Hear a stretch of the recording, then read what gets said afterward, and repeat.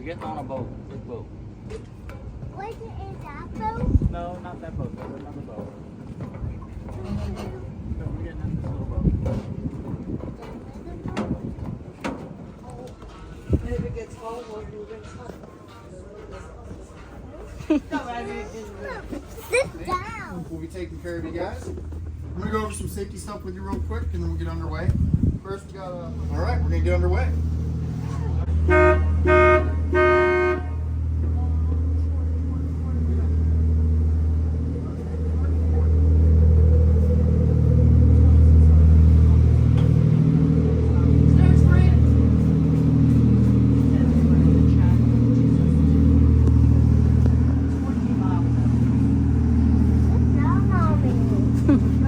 I told you many times to sit down the boat. Real naughty. I like the look of that boat. Welcome to the enchanting world of dolphins, the beautiful Savannah River, and the vibrant ecosystem that binds them together. The Savannah River, with its winding course through lush landscapes and rich marshlands, sets the stage for a remarkable journey. In this beautiful river, a unique harmony of life thrives, and at the heart of this vibrant tapestry are the dolphins, the river's charismatic ambassadors. Dolphins, those playful and intelligent marine mammals, grace the waters of the Savannah River with their presence. They epitomize the magic of this environment, embodying the spirit of freedom and curiosity that defines these unspoiled waters. As you embark on this adventure, you'll delve into the secrets of the Savannah River's ecosystem, a living masterpiece shaped by nature's hand. Discover the delicate balance that sustains a myriad of species, from the smallest river creatures to the majestic dolphins that call this place home. Join us on a journey that celebrates the beauty of the Savannah River, the enchantment of its resident dolphins, and our shared responsibility to protect this pristine environment. Together we learn, appreciate, and safeguard this remarkable corner of our planet for generations to come. The Savannah River is a major river in the southeastern United States. It flows for approximately 301 miles through the states of South Carolina and Georgia before emptying into the Atlantic Ocean. This is a vital waterway for transportation. That's our hotel. Plays a significant role in supporting the region's ecosystem and providing water resources for various purposes, including drinking, water, industry, and recreation. If you look to your left, you will see the United States Army Corps of Engineers housing, which plays a significant role in the Savannah River for various purposes, primarily related to water resource management and infrastructure development. Some of the key functions in the Savannah River include maintaining and improving the navigability of the Savannah River, ensuring that it remains accessible to commercial shipping and transportation.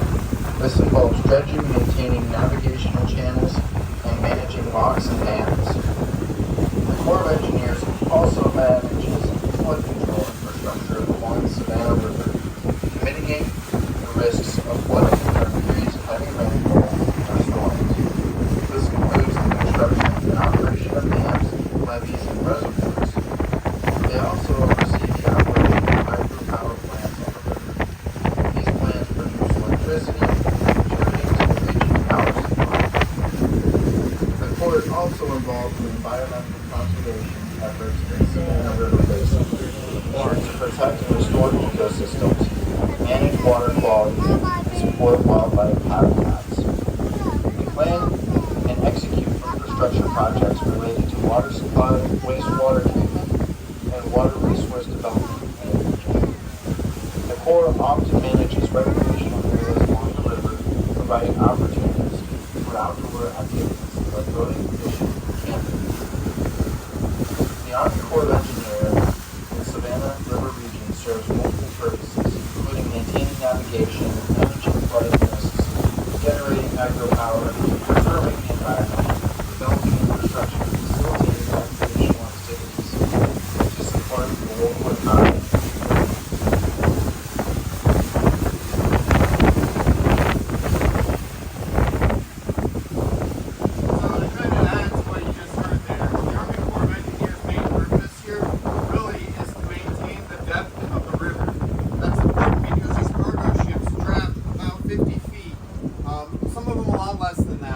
but the biggest cargo ships draft 50 feet. What that means is from the water line, underneath the water is how much they draft. So how far the boat sticks down into the water.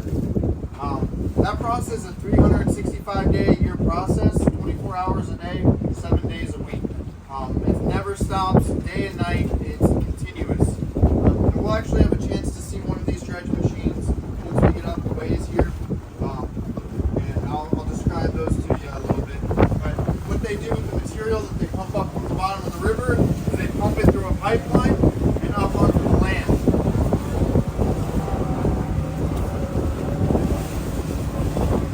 A lot of that soot and sand is used for later projects, like future terminals, or even building new areas or islands.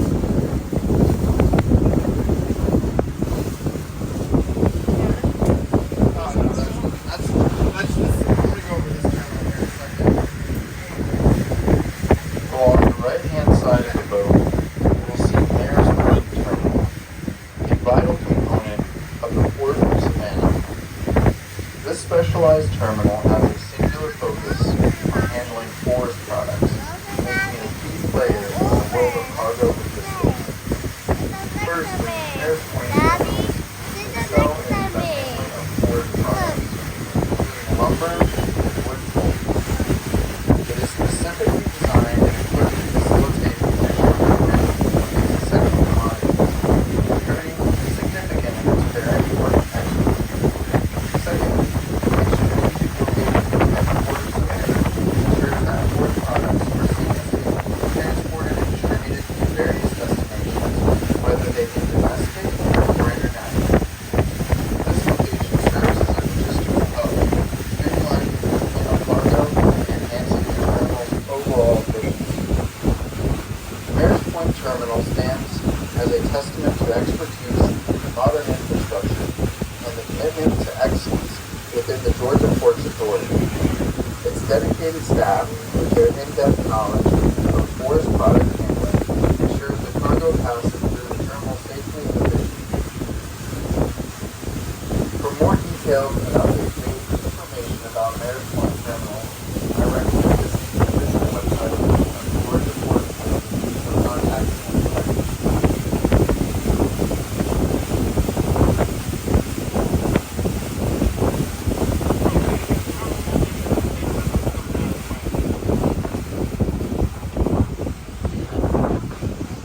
So as you can see, there's not a whole lot of forestry products.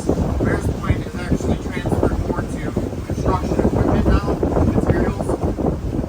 Does anybody here know what Savannah, the Port of Savannah's largest export is? Sawdust. Sawdust, yep. So the ship you see over here to the right is taking on sawdust right now. What they do is they store them in these large domes you see over here and dry the sawdust out. That way it weighs less when it's being transported. It's easier to handle when it's dry. Right over here they're actually loading some of the sawdust into a hopper, which is then going into the ship. Now that sawdust gets sent to places over in Europe where they make our IKEA furniture, and then they ship it back to us so we can build it ourselves.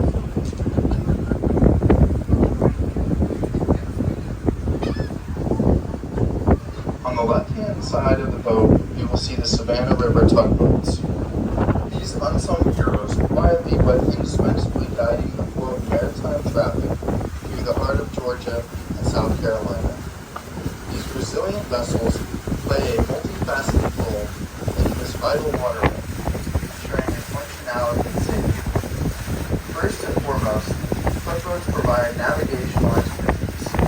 They are explored to navigate the river's often changing and serpentine channels, offering a steady hand to larger vessels. Without them, the complexities of the river's path would pose significant challenges to safe navigation.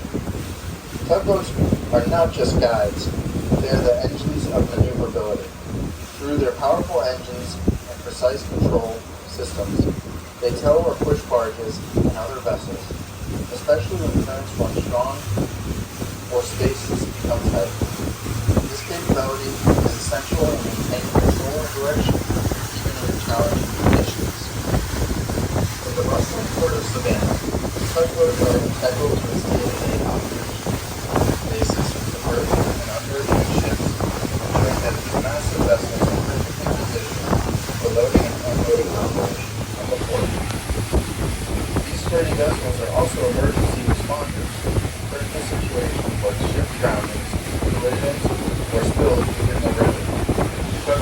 are a rapid response team, providing crucial assistance and support when heavy rain. Moreover, tugboats act as guardians and capacity on significant cargo vessels to serve as escorts to gather the vessel safely to the river, especially when they carry sensitive or environmentally hazardous cargo.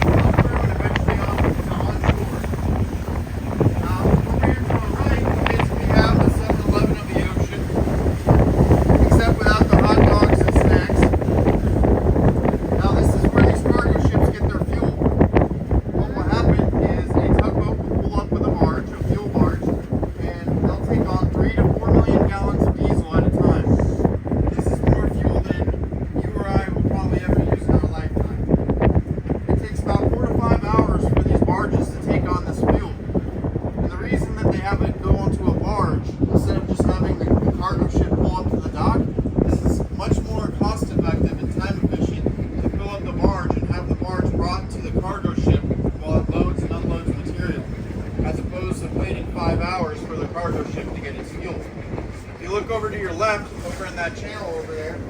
That's an old fuel barge.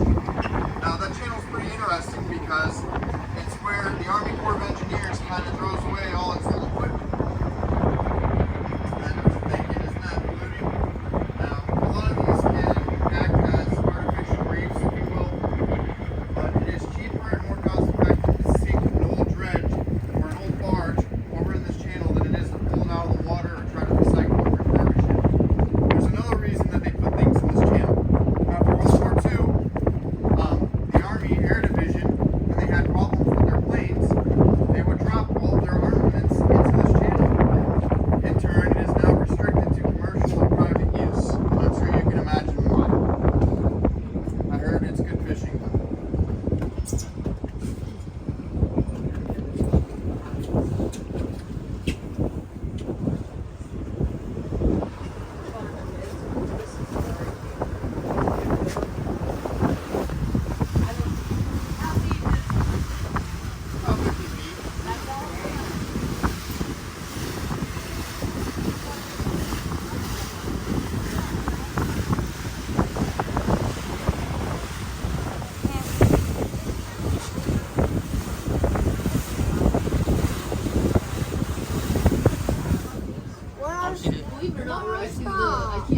Because there's a big ship that we're gonna cross. That's where RIQ where Great significance. To the right of the vessel, we have Old Fort Jackson, a living testament to Savannah's rich military history. Daddy. As we step back in time before these historic walls, let me guide you through a fascinating story of this fortress. Old Fort Jackson was constructed in the early 19th century, a critical period in American history. This southern fort was built by Savannah residents. During the Civil War, the fort underwent extensive improvements and modernizations. It served as a Confederate stronghold and played a pivotal role in the defense of Savannah during the early stages of the conflict. As you explore the fort's various exhibits and cannons, you'll gain insight into the daily life of the soldiers who once called this place home. Imagine the sights and sounds of military drills and the strategic planning within these walls. One of the most exciting aspects of our tour was witnessing live cannon firings, which demonstrated the power and precision of the artillery that once protected the strategic outpost. After the Civil War, Old Fort Jackson remained in use, but gradually became obsolete. It was eventually decommissioned and fell into disrepair.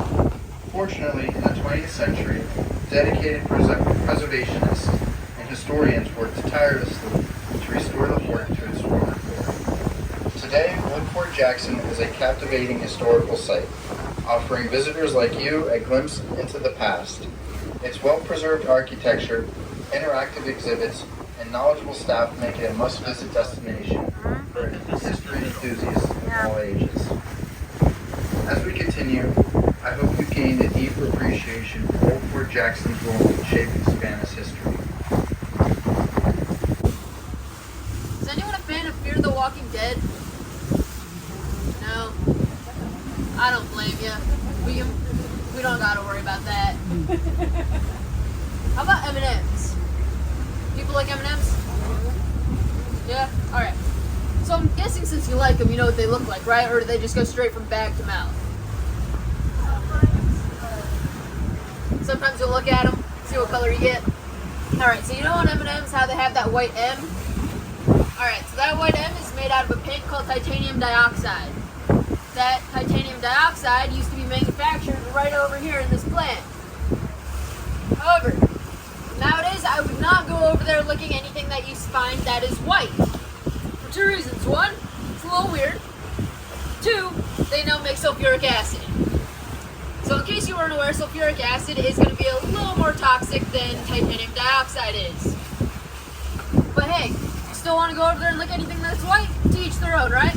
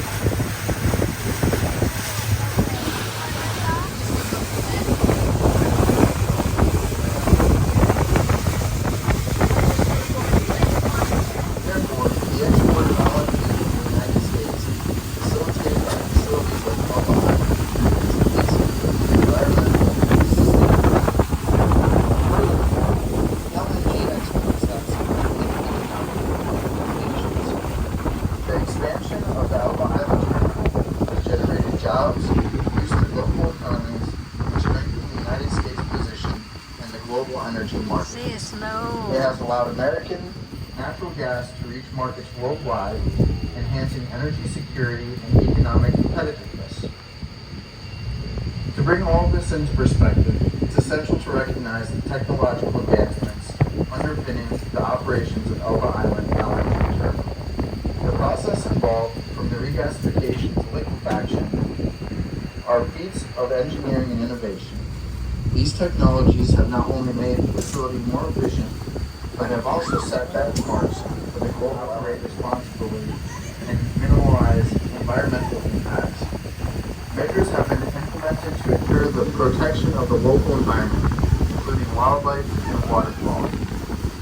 The Elba Island LNG terminal is not just an engineering facility, it's also part of the local community. Peter Morgan, the operator, actively engages with to ensure that its operations align with the needs and expectations of the residents. As we continue to navigate the complex energy landscape, we can look to new facilities like Elba Island as examples of how to innovate and respond to climate practices to shape a more sustainable and prosperous future.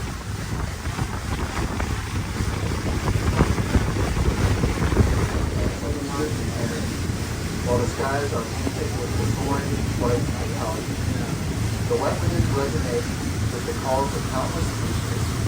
On the ground, reptiles like alligators and turtles bask in the sun. A testament to their adaptability and ability to protect and maintain the delicate balance of the low country. These stewards of nature ensure that we continue to enjoy the splendor of the salt marshes and the wonders of biodiversity that call this region home. As we reflect on the low country's salt marshes, biodiversity, and conservation efforts, we are reminded of the urgent need to protect our natural world. We must continue to support these conservation initiatives, advocate for sustainable practices, and educate future generations about the importance of preserving our environment. The low country is a testament to the beauty and the resilience of our natural world. Its salt marshes teeming with life and rich biodiversity are treasured and must be protected. The conservation efforts underway in this region serve as a beacon of hope, a reminder that we have the power and responsibility to safeguard the Earth's incredible ecosystem. Let us all be stewards of the low country's legacy, ensuring that its beauty and biodiversity endure for generations to come.